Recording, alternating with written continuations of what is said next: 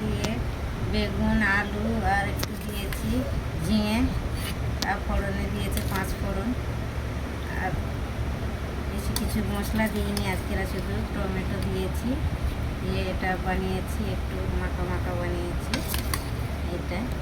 আর এটা বানিয়েছি রুই মাছের পাতলা ঝোল করেছি, একটু দিয়েছি শিম দিয়েছি, আলু দিয়েছি, ফোড়নে আজ কালো জিরে দিয়েছি, কালো জিরে ফোড়ন, একটু অল্প পেঁয়াজ দিয়েছি, টমেটো দিয়েছি, ধনে জিরে গুঁড়ো দিয়ে পাতলা ঝোল করেছি। গরম লাগছে, গরমের সময় সবাই বলছে যে পাতলা ঝোল খাবো, তাই পাতলা ঝোল করেছি। নুন হলুদ সব দিয়েছি, দিয়ে একটু পাতলা ঝোল করেছি। উপর থেকে ধনে পাতা আর ভাত করেছি। সবাই ভাত ভালো লাগলে লাইক কমেন্ট শেয়ার করবেন।